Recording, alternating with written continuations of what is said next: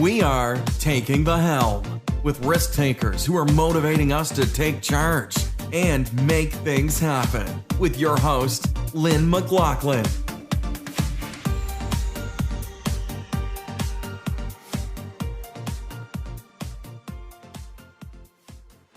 Welcome. Our guest today is Margaret Boersma. Just about 4 years ago, Margaret took a chance and started a new business called Creative Education in Action. Margaret is a creator, an educator, a consultant, a coach, curriculum writer, a workshop facilitator, and an expert in social emotional learning, which we're going to learn a great deal about today. Margaret, I'm excited to tell your story. What compelled you to leave a school board after 36 years and open Creative Education in Action? So the reason I'm started Creative Education in Action is because I realized over the course of my career, social and emotional skills couldn't be taken for granted anymore. Children don't have them, and even adults are really weak on them. Adults, we come from disempowering contexts, and we feel victimized really easily, and there's a lot of young people that react more than they respond. And they're reacting just on gut reactions that haven't been thought through and that come from a place of disempowerment and victimization. So there's a real need for this out in society. And my great big gaudy goal is to impact society with some specific tools that would change everything. They would be a game changer. There's a great deal of research to support social emotional learning or emotional intelligence, and some of the names that come to mind right away are Goleman and Castle. What is social emotional learning in your world, Margaret? So social and emotional learning is the skills that children and adults need so that there's no bullying, so that victims feel empowered, so that we see each other as equal contributors in our lives and equal contributors to each other and the world. As educators, teaching empathy, helping our students understand and being able to share the feelings of others, that's not something that comes to us naturally. It's such a critical part of being, of learning to self-regulate, to find compassion and kindness. Doesn't it actually help to build the essential skills we'll need? It does. It does. And so how, I guess the question as a teacher for me always was, how do you teach empathy? And I've discovered the gold. And that's what I like to get out there. I think when we live in someone else's shoes, we really grow empathetic. And so in that cone of learning, reading is when you remember maybe 10% of what you've read and bring it into your life. But when you do simulated situations or drama or theater, you remember 90% of what you've learned. But not all of us are theater experts. So how do you teach teachers to do some of the techniques so that it's really, really meaningful and powerful and they feel safe trying it out with their students? So that's what I'm about. Now, you offer many workshops there on your webpage that anyone could take a look at. Could you pick one of your favorite and kind of walk us through? What would that look like? Yeah, so when I do a workshop for teachers especially, I take some of the components of a unit of work with students, and then the teachers leave with the full unit so they can do it with their students. So one of the units that I also have on my website has to do with dealing with change, and I think I entitled it something about the good that can come from trauma or something like that. And it's a picture of a little boy that I actually taught as an artist in residence, and he was so in the moment, and the teacher took the picture at the perfect time, but he was in character there. So dealing with change, not all of our students are immigrants, but there's such a big flow of immigrants now and refugees, and what do we think of them? They're not us, and a lot of us have a mentality of us and them, and how do we get to appreciate who they are and what they bring? And so the students that aren't familiar or haven't experienced an immigration experience in their family or in previous generations in their family, I say, I want you to think of a big change in your family and how that affected the values of your family and what you hold on to now that's really dear to your heart. So that's how I deal with that with other students in the class. And then we go into an imaginary world. So we actually treat it as real. Like, I don't let the children use funny voices or anything like that. They have to speak from the heart. And so it's a role play that's improvised, and they kind of create the story after I set up the characters and the situation. So the problem gets in there, and then they have to find a solution. And so it is problem solving, and it is real life, but we do come in and out of role to really make that connection solid. Like, how does this reflect to me as an individual, to other texts and books that I've read, or movies that I've seen, into the bigger world situation and what's going on in the world. And so those skills are really developed. Those 21st century skills are key in all this. So inside that story, the children are in family groupings, and we do activities to really get them to gel with each other.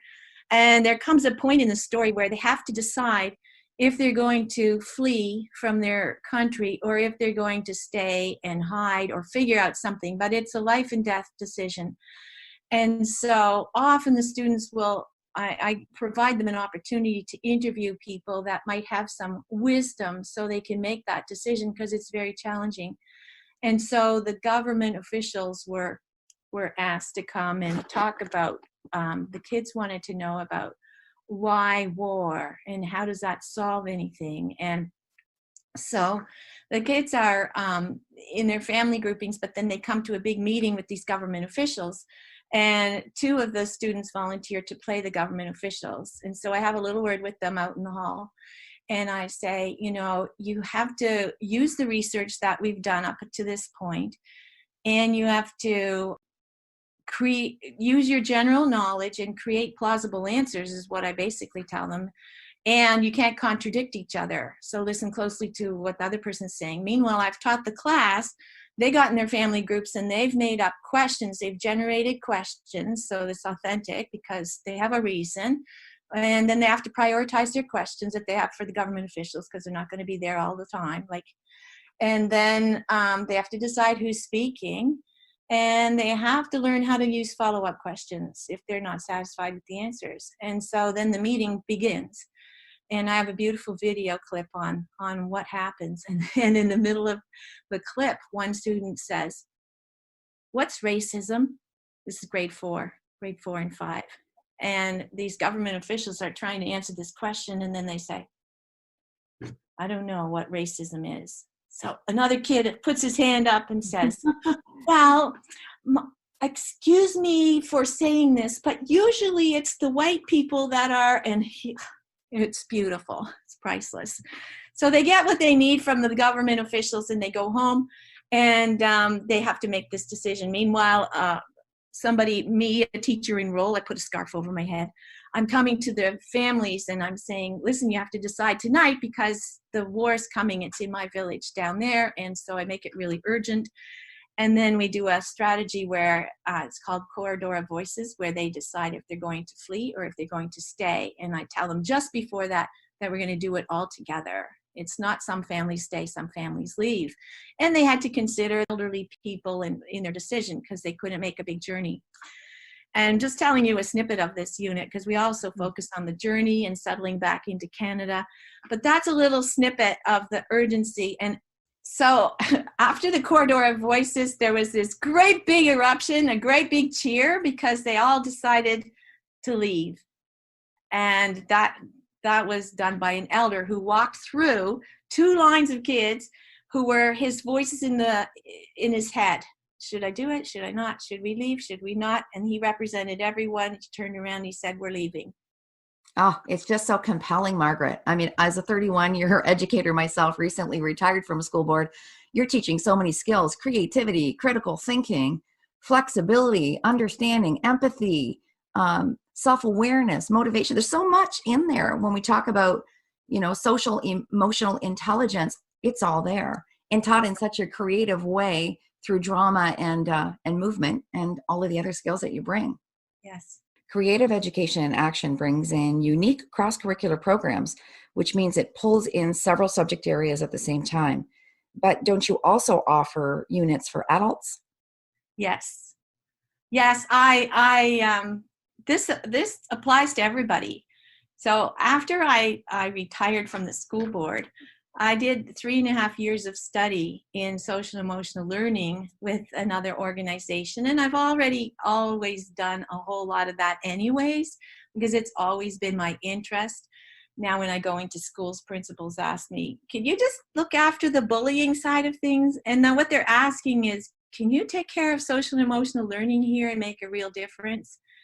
So that's just propelling me forward. I think that's why I'm here. I'm supposed to make a difference in this area. And I love working with other people. Oh, yes. And I've done workshops for children of different ages. I create and write curriculum that really impacts people. And it really brings forth those deeper conversations that we need to understand why we react, when we react, and how we can handle things a different way. And it really has a lot to do with how we think and how we communicate. Those two things, the thinking skills and communication skills. And communication isn't just verbal, is it? It's visual, it's nonverbal, and your program teaches all of that. Yes, and that's why it's so powerful. When you started to speak about this unit of work, you were talking about defining moments. And you do have a few that you share on your webpage. But Yeah. what would you pick one of your defining moments and what brought you to where you are today? It wasn't until I started thinking about that when I was putting that page together on my website that I realized this was actually a lifelong journey. I think it's critical that people connect with their own defining moments because I think they give clarity in our purpose in life and what we're up to and what we need to be up to. Those defining moments are worth reflecting on. Hindsight is 2020. I struggled as a child in school. I was the oldest of 3 girls in an immigrant family, and Dutch is my mother tongue. And I struggled to learn spelling, to learn math. I found everything hard. I always needed help every night from my mom. So one day I was outside and I overheard my mom on the phone. I'm 11 years old and I hear her say, she just can't learn. And I was devastated. I thought, I'm stupid and life is always going to be hard. And I thought of all the times my mom helped me with homework and she was so giving of her time and I tried so hard and it just was so hard. The spelling was hard, the math was hard, the reading comprehension was hard. And as I went forward in life, I realized I didn't learn the way I was taught. Those were not my strengths. So I was always working to be good enough. And I ended up believing I wasn't good enough for decades. And I don't want other kids to feel like that. I want to teach kids like me, and there's lots of them, in ways that they can learn easily. And the way I teach also brings in those students who can learn easily through books and lectures and so it is for everyone. I don't like just teaching special ed classes or because I think that's missing an opportunity for those kids to shine in front of their peers because they're often my best. Believing that we're not good enough is defeating in itself, isn't it, Margaret? Thanks for sharing your insights from someone who has dug deep to figure out that mindset came from somewhere and you were able to shut it down. We have so many experiences, moments, or events that are pivotal in our lives. Exactly. We all have them. Definitely. Why did we become teachers? A lot of us are teachers, but we have a reason in our background. And it's good to be clear on what that is. So with your many, many years of experience, Margaret, what would be your best advice for making the classroom a better place? I love this question. I I believe that if we can teach our students how to be aware of their feelings and emotions, how to bring down their emotional temperature so they're in a state of calm no matter what happens, if they can listen to others and help them to feel heard. I do a technique called mirroring with that. And if they can learn how to make it right with someone, not just to slough it off, I'm sorry, but the 4 steps of the make it right formula, the world would be a better place. How would you describe those 4 steps to make it right? All right. So one of them, first of all, you don't have to use the word I'm sorry. To me, that it's just so often empty and meaningless. Not always, but it often is. Anyways, just get off my back is what it's saying, the tone, right? Oh, I'm sorry. But first is admit. Admit to whatever you're responsible for and assume you have 100% responsibility. It doesn't mean the other person not responsible for some of what they did, but take the initiative to admit what's yours. The second step is impact. What's the impact on that other person of your actions or your inactions? And how does it impact you yourself? So impact is the biggest step in that. Then make a plan going forward, what you're going to do differently, and then do it. That's it. Those are the 4 steps. I couldn't agree with you more. Understanding the impact of our words and action is often the most difficult to learn and to teach. We can lift someone up or pull them down in an instant. And what you're doing with creative education and action teaches that and much more, doesn't it? It does. It really does. Yeah. I make opportunities to do direct teaching in SEL, social emotional learning. Let's jump over with a question about becoming an entrepreneur. I'm sure that you had many hurdles when you first envisioned creative education in action. What do you think was your biggest barrier? The biggest hurdle is my mindset. I keep working on that all the time. I grew up with a self-concept of I'm not good enough. So an entrepreneur with that isn't going to get anywhere when you put those 2 together. So I had to overcome that. And I'm still constantly working on that personal growth.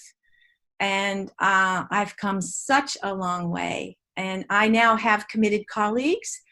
3-4 of us get on a call for 20 minutes every morning. And we support each other in what we're up to. We're entrepreneurs. And we acknowledge each other every day. What do you want to be acknowledged for? And somebody does an amazing job creating a future in that acknowledgement. There is nothing more powerful as an entrepreneur than being part of a network. Yeah. Anyone who's listening who isn't part of a network, start one up as quickly as possible, because having each other's backs is so important when you're facing one hurdle after another, venturing off and opening a new business. It's new. It's new and exciting, but there are so many what ifs. And I love what you said about mindset, because in the interviews that I've done so far, really, mindset seems to be the biggest hurdle for a lot of us. I think another challenge is being able to jump in with both feet, knowing that we're going to make mistakes, and that's okay. Hurry up and fail. Hurry up and fail. And then get back up and on your feet again. Yeah, I agree. If you're not failing, then you're not pushing yourself, and you're not reaching your potential. You certainly have met and surpassed that potential. Margaret's working with schools, school boards, districts, faculties of education in Canada, the US, and Europe. She's just recently come back from New Zealand, and my understanding is you're going back again. Yes, I think there'll be more opportunities certainly in New Zealand, Australia, and in Holland for sure, as well as home. And you were just you just did a workshop in Calgary as well. Yeah, Calgary, and one I spoke in New Zealand as well. Yeah, just phenomenal. Well, wish you all the best in your future endeavors. And I guess the question for educators or school board representatives or anyone who's more interested in creative education in action, how do they contact you? Just go to the website. There's a contact form there, www.margaretboersma.com. Boersma spelt Boersma. Your website also includes many resources for educators or anyone who's interested in having more information, correct? There's lots of free strategies and activities on the blog section of the site for teachers who want to visit and get some ideas of how they can use some of these strategies I've been talking about too. We've appreciated getting to know you, Margaret, you yourself personally, but also all of the resources and expertise that you have to offer us, not only in education, but for our own personal growth. I'd like to thank the gentleman who connected Margaret and I. He just happens to be our mutual website designer, and he is brilliant. Francis Yap of Mission Informatics in Toronto. If you'd like to know more about social emotional learning and the methodology that Margaret is using, she'd love to hear from you.